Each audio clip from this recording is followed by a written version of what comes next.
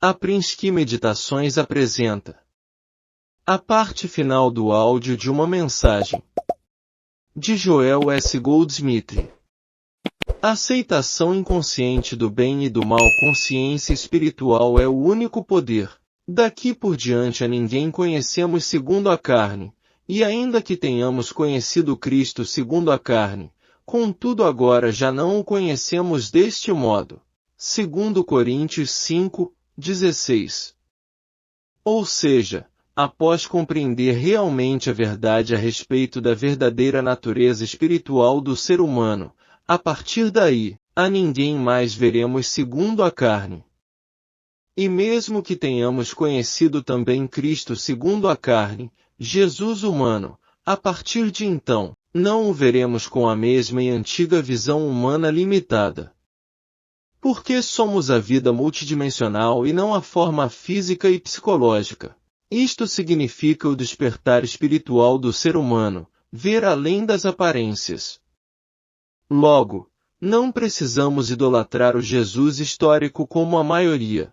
Inclusive, o próprio espiritismo kardecista, cuja psicografia eu aprecio muito, ainda não alcançou essa percepção, senão aqueles que já foram além da doutrina espírita inicial. Confira agora essa mesma verdade única através de outros ângulos. Doravante não reconheceremos o homem pela carne. E como, pois, o reconheceremos? Como um filho de Deus, sua verdadeira identidade.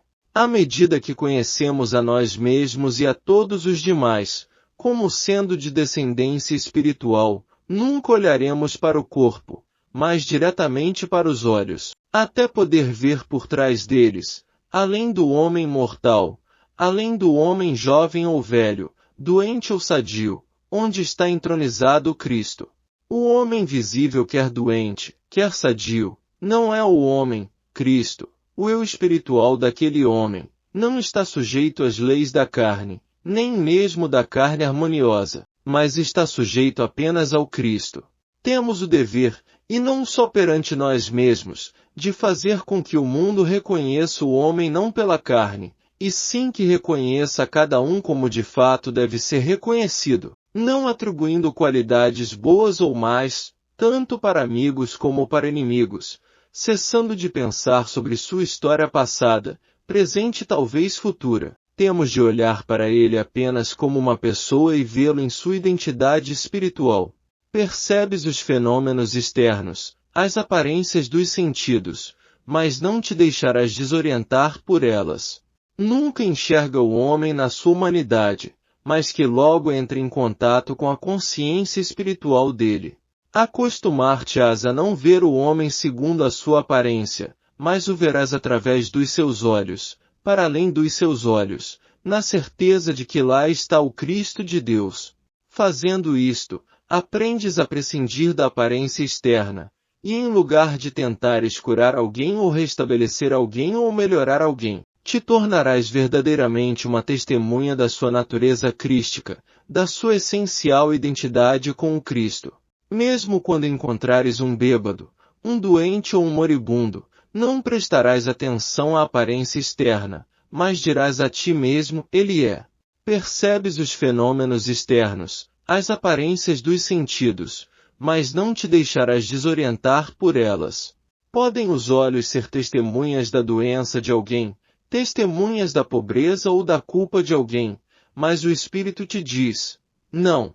Isto é Deus em sua manifestação, isto é uma individuação de Deus, e por isto, a harmonia é a verdade, independentemente do que meus olhos veem ou meus ouvidos ouvem. É uma consciência capaz de penetrar as aparências e enxergar para além, é uma visão de dentro, que nos dá a certeza desta verdade, mesmo quando os nossos olhos enxergam um ladrão ou um moribundo. É sem importância o testemunho dos sentidos externos. Algo no teu interior deve cantar, e o cântico que teu interior canta deve dizer, este é meu filho amado, no qual me comprazo. O eu no meu interior é poderoso. Num primeiro momento poderemos achar que isso é ser por demais impessoal, mas não é nada disso. Trata-se, isto sim, de ser verdadeiro, pois observando tais princípios estaremos observando as pessoas como elas são realmente. Quando Pedro soube dizer Tu és o Cristo, o Filho de Deus vivo, foi porque já era capaz de ver através das aparências humanas, e pôde ver aquilo que animava Jesus e que fazia dele um Salvador e um guia do mundo. Se virmos o Mestre sob essa luz, mas pararmos por aqui, teremos uma noção incompleta, pois não apenas em Jesus atuava o Cristo, você e eu também somos Cristo movidos. O ser humano, vivendo o seu dia a dia, é o homem de carne que não está sob o governo de Deus e que não agrada a Deus, e que por isso é confuso, perplexo, frustrado, doente, muitas vezes acossado pela pobreza. Com os filhos de Deus não é assim, não estão enredados nos problemas do mundo, os filhos de Deus são livres. Os filhos de Deus renunciaram a todo julgamento sobre bem e mal, e estão convencidos em seu coração da verdade sobre as aparências. Não é nem bom nem mal, é só uma pessoa. Não é nem boa nem má, é só uma flor, ou uma pintura, um tapete, etc. Não é nem bom nem mal porque só Deus é bom, e o mal não passa de uma ilusão deste mundo. Quando qualquer um de nós for capaz disso, terá feito a transição entre ser um homem da terra e ser um filho de Deus. A transformação ocorre sem que a pessoa seja transportada para algum tipo de mundo etérico ou transformada em corpo etérico, mas por meio de uma mudança de consciência que leva à reflexão, eu sou uma pessoa. E uma vez que Deus é o princípio criador do meu ser, tudo que Deus é, eu sou, tudo que o Pai tem, é meu. Palavras não resolvem este problema. Deve ser uma convicção interna, e essa só se adquire por meio de exercícios, pela compreensão e pela prática, sem falar da graça de Deus que reside no teu íntimo. Se fores capaz de ficar sentado à cabeceira de um doente moribundo sem um vestígio de temor, porque uma voz canta no teu interior, este é meu filho amado. Eu sou onipotente no meu interior. Jamais te abandonarei nem te esquecerei, então és um curador pelo Espírito. Isto supõe uma evolução que só se alcança por exercícios, até que desponte o dia em que essa voz fala de dentro. Ou alguém recebe essa consciência pela graça de Deus, como um presente. Não chames a ninguém na terra teu pai, pois um é o teu pai, que está no céu. Mateus 23, 9. E que significa isto? Exceto que se deve reconhecer a origem espiritual de todo homem. Antes você conhecia seus amigos, seus parentes, seus pacientes e seus alunos como seres humanos, alguns bons e outros maus. Daqui em diante, você não deve conhecê-los nem como bons nem como maus, mas como seres espirituais. É um erro tanto avaliar uma pessoa como boa, como avaliá-la como má. É um erro tanto avaliar uma pessoa como rica, como avaliá-la como pobre. Você não deve avaliar qualquer pessoa segundo a carne, quer seja boa ou má. Daqui em diante, você deve avaliar uma pessoa apenas como o Cristo. Não devemos considerar uma pessoa como carne ou como um ser humano. Não devemos glorificá-la como um homem, bom ou mau, mas é melhor agora conhecê-lo não segundo a carne, mas segundo o Espírito. Não devemos procurar um poder fora ou separado de nós mesmos. Nós individualizamos o poder infinito na medida de nossa conscientização da verdade. A vida, que é Deus, é nossa vida. Há apenas uma vida, e essa é a vida de todos os seres, de todos os indivíduos. Nós individualizamos essa vida eterna, e não há menos Deus em alguns seres do que em outros. E essa vida, em todos, é sem doença e imortal.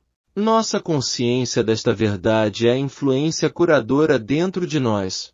Existe apenas uma consciência, Deus. Em nós se individualiza essa consciência onipotente e onisciente, por isso, nossa consciência é o socorro sempre presente em qualquer circunstância. Por essa razão não oramos ou buscamos a um ser longínquo, mas percebemos a onipresença da divina consciência como nossa consciência, e deixamos que o aparente problema se vá. A percepção desta verdade nos confirma na consciência da presença da vida, da verdade, de Deus. A compreensão da unidade da consciência como a nossa consciência, da vida como a nossa vida, é a verdade eterna. Encontrando sua vida interior, o homem encontra a paz, a alegria, a harmonia e a segurança. Mesmo em meio a um mundo tão decadente, ele permanece indiferente e intacto. É a exata presença do ser imortal. A verdade é que somos filhos de Deus. Deus manifesta sua vida sob a forma do nosso ser individual. Ele se expressa na terra por intermédio da nossa pessoa. A vida que é Deus é a nossa vida individual, sendo, portanto, eterna e imortal. A nossa mente é a mente que esteve também em Jesus Cristo, que é infinitamente pura. A nossa alma é imaculada e nada podemos fazer para mudar isso porque Deus é a nossa alma, o nosso ser. Dando um passo à frente, o nosso corpo é o templo do Deus vivo. Essa é a verdade sobre nós, sobre a nossa vida, sobre a nossa mente, sobre a nossa alma, sobre o nosso corpo, sobre o nosso ser. Por que, então, tanta discórdia? Pelo simples fato de procurar Deus estamos negando que o reino de Deus se encontra dentro de nós, ainda que o saibamos e o proclamemos. Quanto mais recorremos a esforços físicos e mentais para achá-lo, mais negamos que seu reino está conosco. Nosso relacionamento com Deus é, eu e o Pai somos um só. Um só, não dois. Deus é, logo, eu sou. Isso é unicidade. Todo esforço para entrar em contato com Deus seria o mesmo que Joel tentar entrar em contato com Joel. Procurar é ir atrás de algo que está mais próximo de nós do que a respiração, mais próximo de nós do que as mãos e os pés. Não estamos mais distanciados de Deus do que estamos da nossa respiração, do nosso próprio ser. Enquanto acreditamos que somos algo exterior a Deus e tentarmos regressar a Ele, enquanto forcejarmos por trazer Deus para dentro da nossa experiência, nós continuaremos a nutrir o sentimento de separação de Deus. A única maneira de superar isso é reconhecer, aqui e agora, orar, meditar, ler textos espiritualistas, frequentar serviços religiosos, aulas ou conferências. Tudo isso é busca de Deus, e a expressão buscar Deus pode, corretamente, ser aplicada a essas atividades. Entretanto, elas não são o mesmo que tentar mental ou fisicamente entrar em contato com Deus, coisa que, no máximo, tende a nos separar dele, da conscientização de que ele está dentro de nós. Lemos no Evangelho segundo João, não que alguém tenha visto ao Pai, somente quem é de Deus viu ao Pai. João 6, 46. Isto é o mais importante. Nenhum mortal, nenhum ser humano pode ver ou conhecer a Deus. Somente o Filho de Deus, a consciência crística de cada um pode ver ou contemplar a presença de Deus. Em outras palavras, não é a nossa mentalidade humana que conhecerá a Deus. Com a mente humana, jamais veremos, jamais conheceremos a Deus, a vida espiritual. Mas o Filho de Deus, a consciência crística, nosso sentido espiritual, pode ver a Deus. Eis a essência do ensino de Cristo. É nisto que a humanidade não tem conseguido penetrar, porque vem tentando conhecer a Deus através do intelecto, vem tentando explicar Deus. Isto não é possível. Deus não pode ser percebido senão pelo sentido espiritual. A verdade e suas manifestações, o universo espiritual, ninguém pode discernir senão pelo sentido espiritual desenvolvido. Pode-se desenvolver este sentido por vários meios, pela nossa leitura metafísica e pelo estudo das Escrituras, ensinando e aprendendo a viver espiritualmente, associando-se a pessoas que seguem pelo mesmo caminho espiritual, reunindo-nos todos com o mesmo objetivo, desenvolvendo esse sentido espiritual, chamado a mente que havia em Cristo Jesus. Paulo referiu-se a isto como o Cristo que vive em mim. Trata-se de um sentido sutil, que devemos desenvolver conscientemente. Podes facilitar essa realização divina procurando conscientizar-te, muitas vezes durante o dia e uma ou duas vezes à noite, de que Deus é o centro, a realidade do teu ser. É a tua mente, a tua alma, que funciona como teu ser individual.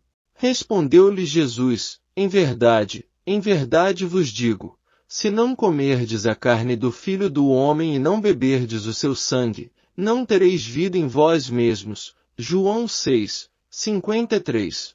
A menos que comas dessa carne e bebas desse sangue, a menos que absorvas e assimiles esse alimento, a menos que vejas o templo não feito por mãos, não terás vida eterna. Comer e beber significa, neste caso, perceber, aceitar, absorver, assimilar, aprender, conscientizar, espiritualmente.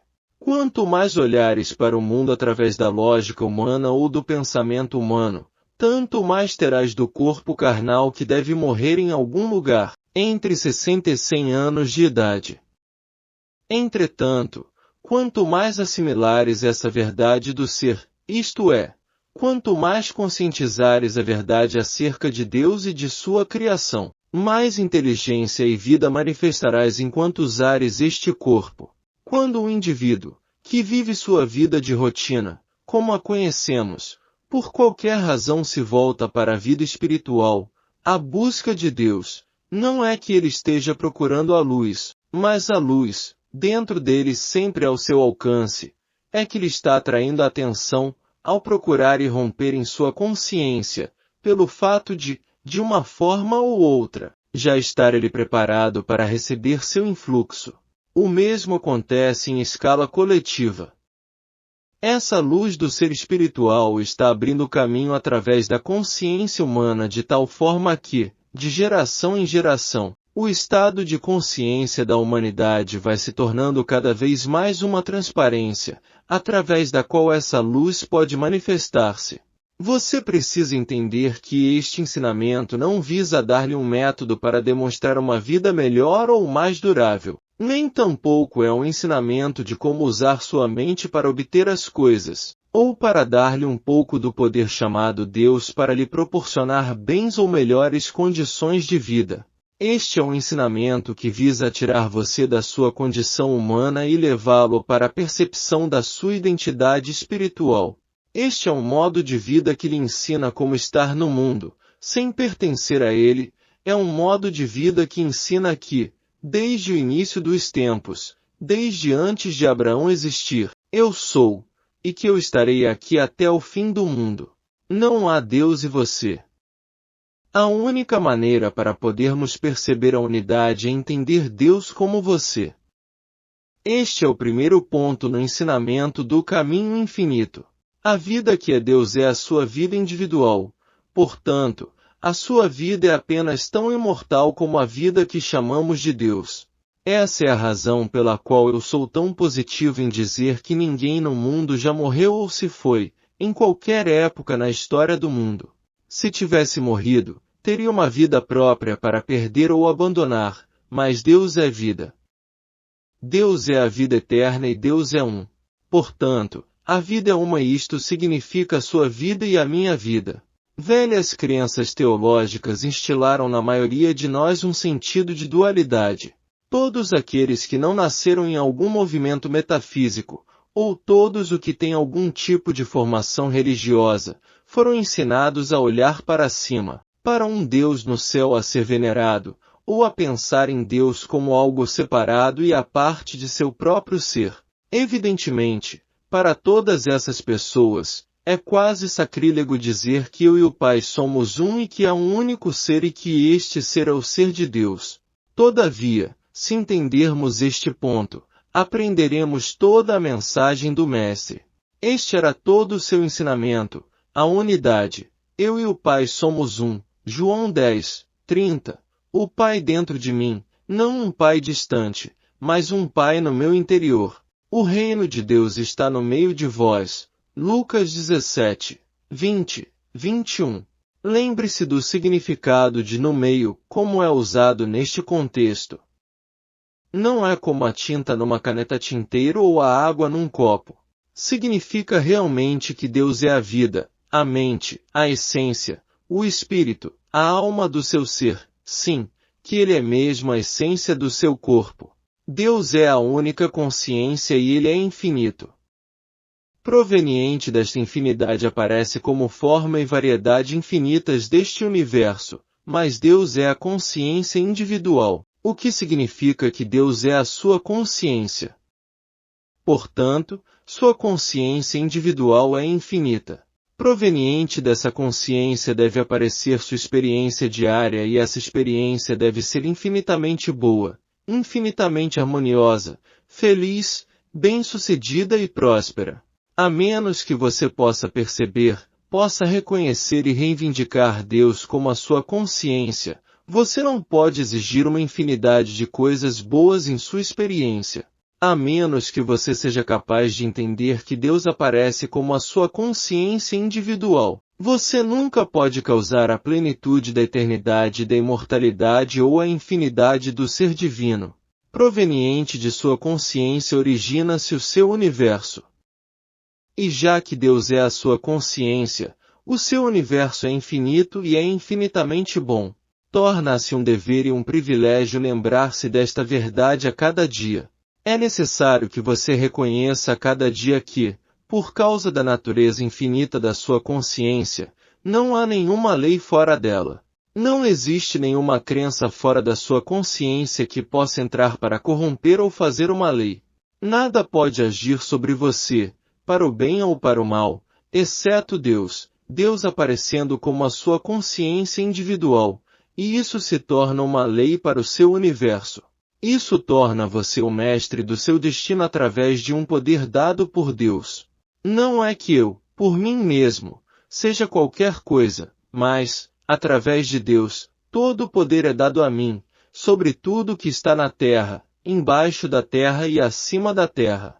Todas as coisas são possíveis para mim através de Cristo, através dessa verdade da percepção de Deus como meu verdadeiro ser. A menos que você transforme isto numa lei para você mesmo, pela percepção consciente, você permitirá que as crenças do mundo manipulem você, que ajam sobre você, como se elas fossem realmente leis. Elas não são leis, são crenças, crenças mundanas, crenças universais, e se impingirão a você se não estiver alerta, se não orar sem cessar. Se não tornar a verdade ativa em sua própria consciência. Mantenha a verdade ativa na sua consciência. Essa é a sua proteção contra os pensamentos e as coisas deste mundo. Lembre-se que o pensamento individual ou coletivo não é poder em si e por si mesmo. É poder só quando você, através da ignorância, lhe confere um poder.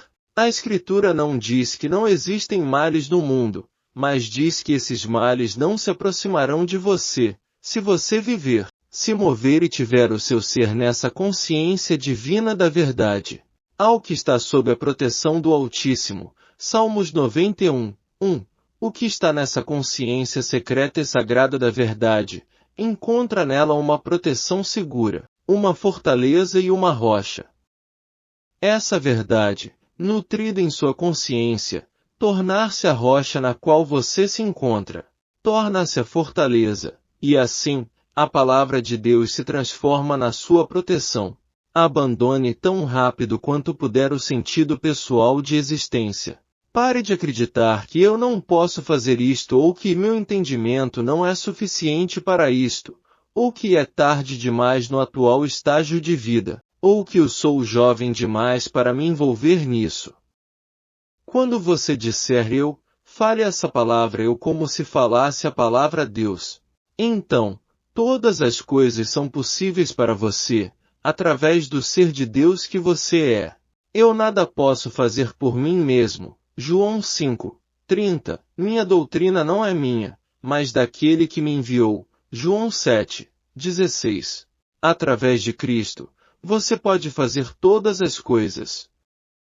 Como filho de Deus, você é co-herdeiro com Cristo de todas as riquezas celestiais. Portanto, não fale como homem. Fale como ser de Cristo, como filho de Deus ou como Deus manifestado como seu próprio ser. Mantenha essa consciência da verdade. É sua responsabilidade manter a consciência tão imbuída com essa verdade, bem como fazer de sua consciência uma proteção segura contra os argumentos do mundo. E, agora, lembre-se disto: eu vos deixo a paz, eu vos dou a minha paz, não como o mundo a deu. Pare de procurar algum bem que o mundo oferece. Bem aqui e agora, pare de procurar algum bem que o mundo tenha de dar a você, seja a fama ou a fortuna. Volte-se para dentro e queira aceitar a graça e a paz que Deus tem, a paz espiritual. Então, fique de um lado e contemple o que Ele faz por você aqui fora neste mundo. O imenso reservatório de poder que está em nós não pode ser utilizado para fins egoístas. Sabemos que há um poder da alma, mas saber que este poder pode fazer muito mais por nós do que os poderes materiais e mentais juntos, isto poucos sabem. Talvez uma razão pela falta de interesse por parte do mundo neste tema tão vasto seja o fato de que este imenso reservatório de poder que está em nós não possa ser utilizado para fins egoístas. Pensemos na grandeza disso, um grande e maravilhoso poder à mão, mas que jamais pode ser usado para satisfazer a fins egoístas. Nisto está o segredo do porquê tão poucos atingirem a consciência da alma. Só podemos perceber a presença da alma após nos termos libertado dos desejos egoístas, e termos individualizado este poder infinito dentro de nós mesmos na medida do nosso desejo de servir aos interesses da humanidade. O talento, habilidade, educação e a experiência de cada indivíduo são de fato a consciência que se desdobra em caminhos individuais, como artista, músico, vendedor, homem de negócios ou ator. Segue-se disso que a consciência, que expressa a si mesma, nunca está sem oportunidade, reconhecimento e aceitação. Assim, não pode haver dom sem reconhecimento, um talento ou habilidade sem expressão, um esforço sem recompensa. Uma vez que todos os esforços e ações significam a consciência expressando suas infinitas capacidades e possibilidades. A percepção consciente desta verdade fará dispersar a ilusão de desemprego, a falta de recompensa ou de reconhecimento. Contudo, guarde isso muito bem. A repetição destas palavras sem uma parcela de sentimento da verdade que encerram, será como nuvem sem chuva e vãs repetições, nada. A consciência se desdobra de dentro para fora de uma fonte limitada, da infinitude do seu ser, para a percepção individual de si mesma, em infinitas variedades, formas e expressões. Quando tocamos os poderes da alma, estes emanam do nosso interior e atingem todos os caminhos da nossa vida cotidiana, trazendo inspiração, beleza, paz, alegria e harmonia para cada instante da nossa existência, e revestem todos os acontecimentos da vida com amor, compreensão e sucesso. Temos o hábito de considerar certas pessoas como bons provedores, bons merecedores, bons vendedores ou curadores. Entendamos isso corretamente. Nunca é uma pessoa, e sim um estado de consciência, que cura, que regenera, que pinta, escreve ou compõe. O estado de consciência se manifesta a nós como pessoa por causa do conceito finito que temos de Deus e do homem. Ficamos com frequência desapontados quando alguém não corresponde ao quadro que formamos dele. E isto porque lhe atribuímos as boas qualidades de consciência, e quando a pessoa não preenche tais qualidades, que nós acreditamos erroneamente serem sua personalidade, sofremos. Na Bíblia, nos deparamos com as figuras de Moisés, de Isaías, de Jesus e de Paulo. Percebemos que Moisés representa o estado de consciência chefe, ou liderança, Isaías nos apresenta a profecia, Jesus mostra a consciência messiânica, ou a graça da salvação e da cura, E Paulo traz a consciência do mensageiro, do pregador ou mestre. Contudo, sempre se trata de um estado de consciência específica que se manifesta a nós como homem. Uma vez que somos consciência espiritual individual, podemos sempre confiar que a consciência realiza a si mesma, e a sua missão, através de nós. Pensando em nós mesmos, esqueçamos nossa natureza humana com suas qualidades humanas e tentemos compreender o que nós representamos como consciência, para então perceber que essa consciência que se expressa como nós, contudo é também o que nos mantém e faz prosperar nosso empenho. Deus, ou a consciência, expressa eternamente a si mesmo e suas qualidades.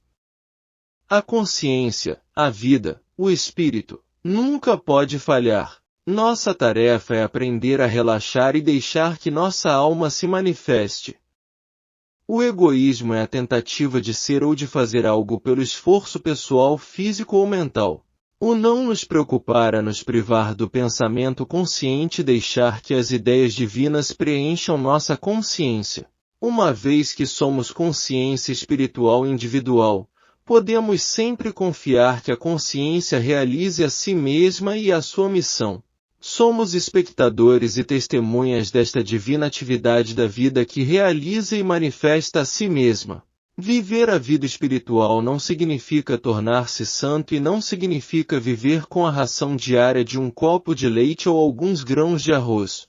Ao contrário, tenho constatado, não apenas comigo, mas com muitos outros que tocaram essa consciência mais elevada, que eles desfrutam a escolha das coisas da vida, lugares interessantes, companhias estimulantes, alimentos bem preparados e casas bem mobiliadas. A verdade é que a percepção desta presença e poder espirituais atrai as coisas mais elevadas, e mesmo assim, não torna a pessoa apegada ou escravizada a elas. É um grande passo à frente saber que não vivemos só de pão, que nossa vida interior é alimentada mais por nosso contato espiritual do que por qualquer das atividades humanas da vida. Portanto, cuidemos para não estabelecer nossos objetivos num ministério que nos prometerá apenas uma vida material melhor e mais confortável. Se você deve dirigir na estrada, há uma atividade de sua consciência que vai à sua frente para manter todo mundo em sua pista certa, para providenciar que todo mundo esteja funcionando de acordo com a lei e mandamento divino. Você não tem que pensar nisso. Você apenas deve saber a verdade de que o controle dos automóveis na rodovia não está a cargo do departamento de polícia, que frequentemente não está lá. Está a cargo da consciência infinita, que você é. Se Deus, como geralmente é compreendido, fosse um curador de doenças, por que nestas centenas de anos desde que a Bíblia existe, esses dedicados líderes religiosos não obtiveram o monopólio da cura espiritual? A vida deles é junto a Deus e dedicada ao serviço de Deus e do homem. Eles são severos, honestos e sinceros. Eles não estão realizando mais trabalho de cura espiritual, porque, a despeito do reconhecimento da onipotência de Deus, o poder ainda está sendo atribuído ao pecado, à enfermidade, à morte, à necessidade e à limitação. Eles creem que a doença é permanente e real e aceitam a premissa de que podem suplicar a Deus para afastá-la. Você não pode realizar o trabalho de cura, se você acreditar que há entidades com as quais Deus tem que se bater, lutar ou dominar. Isso é estabelecido como um poder separado de Deus. É necessário receber de volta a revelação original dos grandes místicos de que há apenas um poder e que tudo englobado pelo termo ilusão é uma inutilidade. Quando você perceber isso, você terá uma consciência regeneradora. Crença no bem e no mal é o que mantém a humanidade. Contudo, na medida em que você perde sua crença no bem e no mal, você já não é humano, você é espiritual. Isso acontece quando você tem uma consciência saudável. Então, você não está sujeito aos erros humanos ou às limitações da vida, como você esteve quando estava preocupado tanto com o bem quanto com o mal.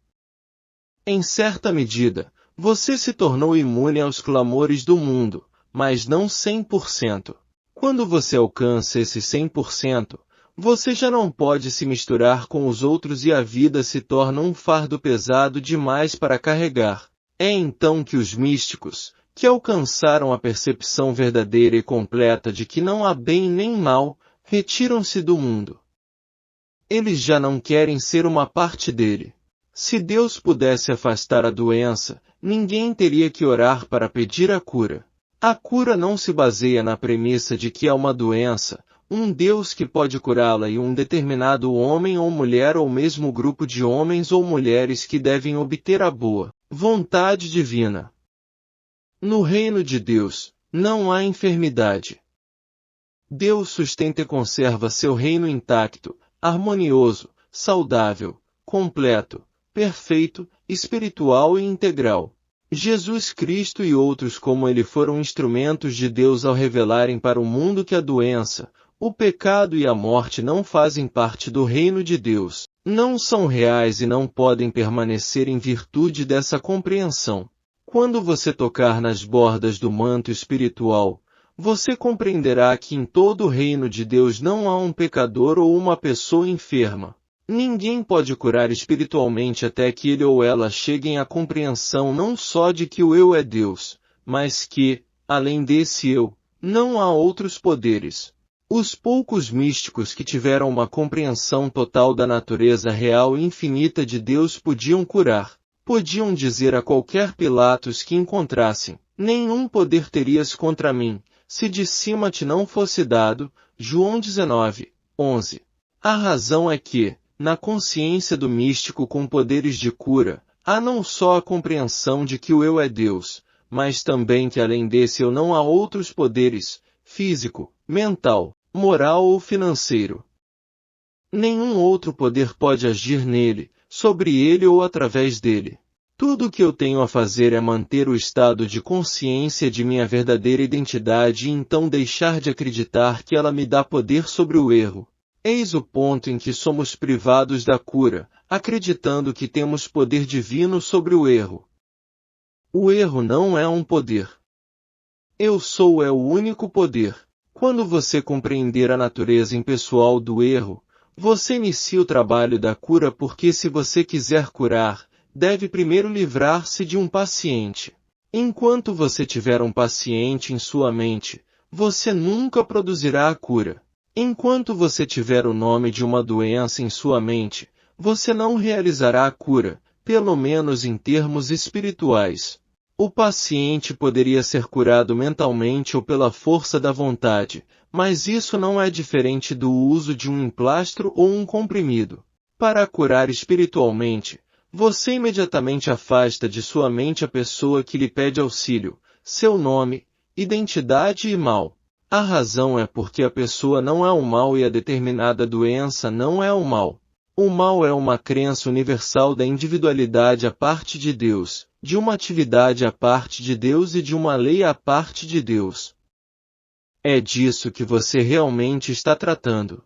Quando alguém chamado Sui Jones chega e diz: eu estou doente, você tem que deixar de lado Sui Jones e compreender: não, essa não é uma pessoa. Esse é o espírito carnal.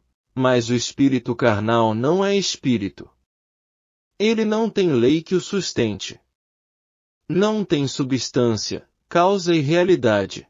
Sem pensar na pessoa ou em seu clamor especial, você realizou a cura, por conhecer a inexistência do próprio mal. O mal é o espírito carnal, a crença em dois poderes. Você não está tratando com ele ou com ela, nem com um problema. Você está tratando com o espírito carnal, que está tentando convencê-lo de uma vida separada e afastada de Deus. O Mestre disse: quem dentre vós me convence do pecado? João 8:46. Assim, o que o convence de uma pessoa ou uma condição à parte de Deus? Você não precisa de qualquer poder.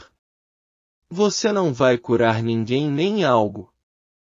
É uma ilusão acreditar que haja algo ou alguém a ser curado. Com seus olhos finitos, você pode ver o masculino e o feminino, o velho e o jovem. Mas, em meus anos neste trabalho, aprendi a não olhar muito para as pessoas, mas olhar através delas. Desse modo, com frequência, eu não estou realmente consciente de quem está diante de mim e por quê. Isso liberta a identidade da pessoa em meu pensamento. Porque eu não estou interessado na pessoa, no problema particular dele ou dela, a não ser quando me apresenta uma oportunidade de revelar outra vez que Deus é a única individualidade e que não há leis, com exceção das leis feitas por Deus. Enquanto eu não considerar ninguém que vem até a mim como um doente a ser curado, um pecador a ser reformado ou um desempregado a arrumar trabalho, estou no terreno seguro de um verdadeiro médium espiritual. Se alguma vez eu tomar uma pessoa em minha consciência como um doente que devia ser curado, como um pecador que devia ser reformado, como um pobre que devia ter abundância ou como um desempregado que devia estar trabalhando, eu volto ao nível do sonho mortal e já não sou de qualquer utilidade para a pessoa e não serei de qualquer utilidade para este mundo. Meu auxílio está apenas na proporção em que eu possa impersonalizar a situação inteira. Quando você se senta para realizar o trabalho de cura, tudo o que você precisa é a habilidade de ficar quieto e comungar com seu Pai dentro de si, percebendo que a graça de Deus é infinita. Você não precisa de qualquer poder. Você não vai curar ninguém nem algo. É uma ilusão acreditar que haja algo ou alguém a ser curado. Toda cura espiritual é uma prova de que o pecado, a doença e a morte não têm poder. Desse modo, não é preciso poder para vencê-los. Quando falamos de Deus como único poder, não pensamos nisso como um poder que você usa. Pense nele como o poder que criou o universo, que o mantém e o sustenta e deixa-o fazer isso, enquanto comunga com ele interiormente. É quase como se você estivesse sentado silenciosamente conversando com sua mãe.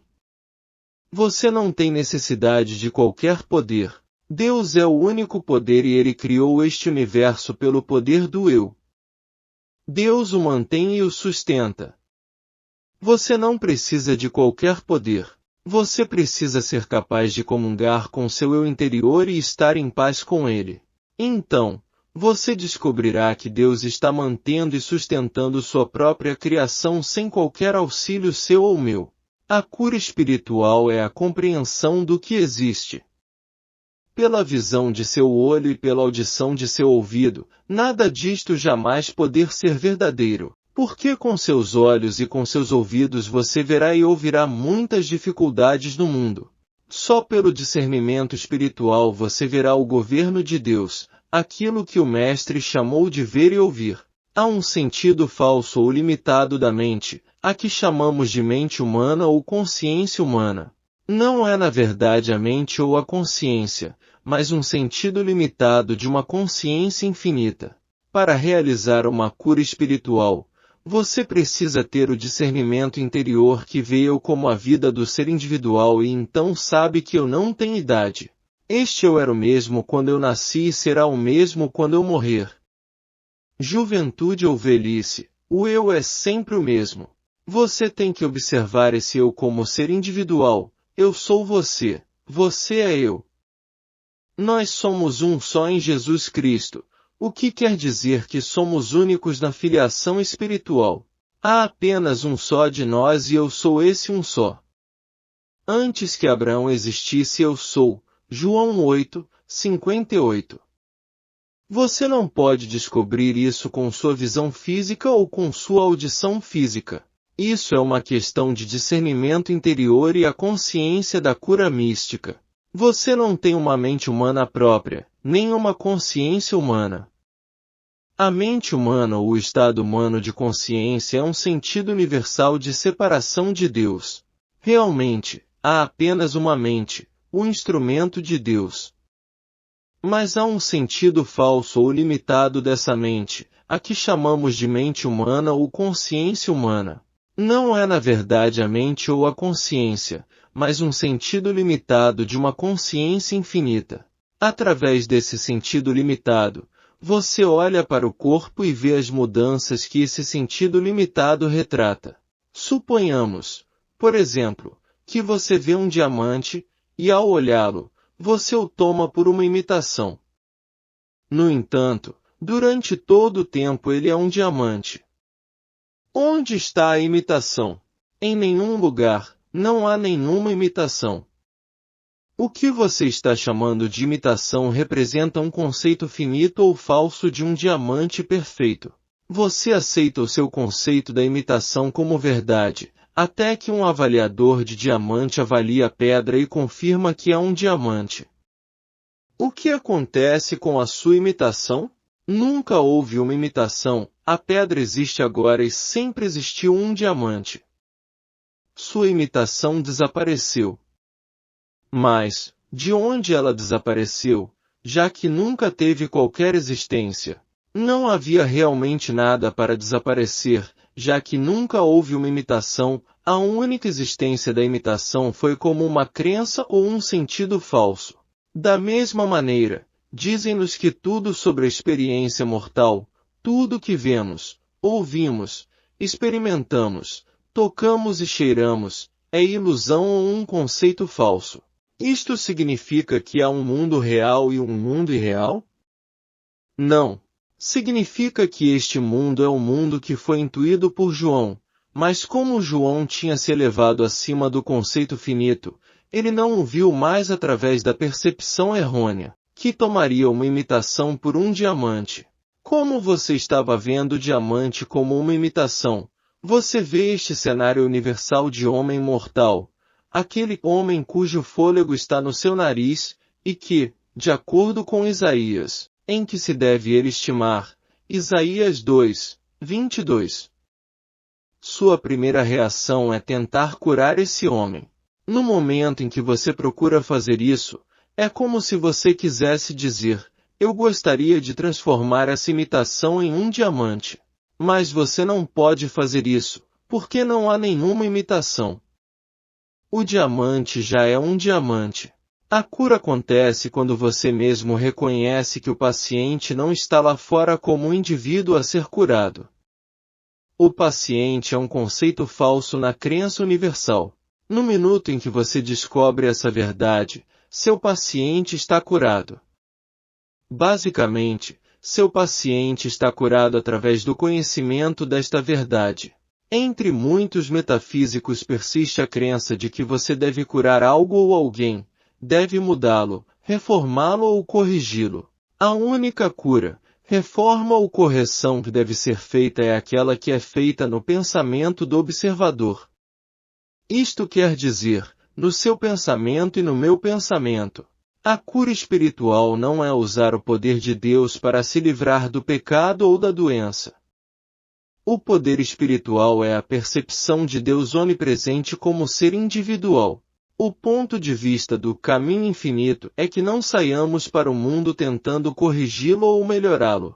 Não devemos ter qualquer medo do mundo ou por ele, ou qualquer sensação de que o mundo precise se salvar ou reformar, já que tudo isso está relacionado com o conceito universal de mundo. A consciência do indivíduo é a lei que determina o estado em que ele se encontra externamente. Entra em acordo sem demora com o teu adversário. Mateus 5, 25. No instante em que combates ou atacas qualquer erro como algo que precise ser removido, tu o estás ajudando a afirmar-se. E então ninguém sabe quanto tempo a cura levará. As curas instantâneas se realizam quando o curador está cônscio ou convicto de que não existe poder ou presença na suposta manifestação do erro. A cura resulta do reconhecimento de que a consciência individual é Deus, ou que Deus é a consciência do indivíduo. A consciência do indivíduo é a lei que determina o estado em que ele se encontra externamente. Em linguagem bíblica, maior é aquele que está em vós do que aquele que está no mundo. 1 João 4, 4. Existe uma consciência evolutiva, uma consciência espiritual que se projeta dentro e através da consciência humana, levando-nos adiante, passo a passo. É inevitável que uns poucos se encontrem à frente dos demais, E isto é porque a graça de Deus tocou esses poucos antes de alcançar a humanidade em massa, que ainda não está suficientemente preparada, e por isso, talvez tenha que viver mais 1, 2, 3, 5 ou 7 vidas mais, antes de ser tocada e estar apta a reconhecer a graça já estabelecida internamente. Hoje, mais do que nunca, clama-se por independência e liberdade sobre a terra, e não é de se estranhar que as forças contrárias à liberdade também gritem, e ainda mais alto, porque, no cenário da vida humana, há sempre os pares de opostos, o bem e o mal em luta um com o outro. Mas como a consciência está se expandindo no sentido de sua plena realização na Terra, serão esmagados todos aqueles que barram o caminho da liberdade, independência, justiça e fraternidade. Isto será inevitável, pois não se trata de uma luta contra o homem, mas contra Deus. A liberdade, independência, justiça, igualdade, a paternidade divina e o amor ao próximo são qualidades inerentes a Deus, e não às criaturas humanas, e constituem objeto das atividades de Deus. Lutar contra isso é lutar contra a evolução ou expansão da consciência espiritual. Lutar contra isso é lutar contra Deus. Muitas vezes deixamos a pressão do mundo nos roubar não só a nossa paz, mas o tempo de silêncio e de renovação que transformam nossas vidas. Se desejarmos experimentar Deus sinceramente, não deixaremos nada interferir em nossa determinação e nesse inabalável propósito. Certamente conhecemos pessoas que já descobriram como fazer isso. Elas são capazes de realizar uma tremenda quantidade de trabalho, sem parecer pressionadas pelo tempo e sempre, mesmo em meio às circunstâncias mais adversas, se mostram calmas e serenas. Entram e saem de confusão e suportam qualquer pressão com uma postura tranquila e uma calma imperturbável. Qual é o segredo? Como desenvolveram essa habilidade? Há uma prática simples que, se exercitada todos os dias, pode nos trazer paz. É o desenvolvimento de uma consciência do agora, uma vivência do presente. Conseguimos isso conscientemente treinando-nos a viver só neste agora, reconhecendo, em primeiro lugar, que não vivemos pelo maná de ontem. Uma vez que vivemos pelo maná de hoje, dependemos apenas do que vem a nós hoje, e não como resultado de ontem ou do mês passado. Portanto, de nada vale perder tempo pensando nas dívidas ou nas ofensas cometidas contra nós no passado. Somos apenas responsáveis por este dia e este agora. A prática do agora desenvolve uma consciência totalmente sem pressão externa, porque a única coisa a fazer é o que surge nesse exato momento. Vivendo nessa consciência, nunca nos preocupamos com o suprimento, nem com o que deve ser feito amanhã. Há somente hoje, há apenas essa hora, apenas este momento do dia. Em seguida, desenvolve-se em nós não fazemos nada.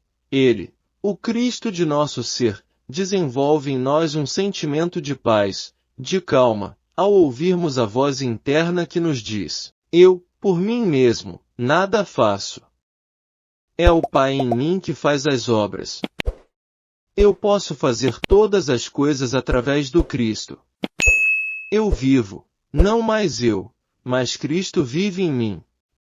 Fim do áudio de uma mensagem de Joel S. Goldsmith. Aceitação inconsciente do bem e do mal. Consciência espiritual é o único poder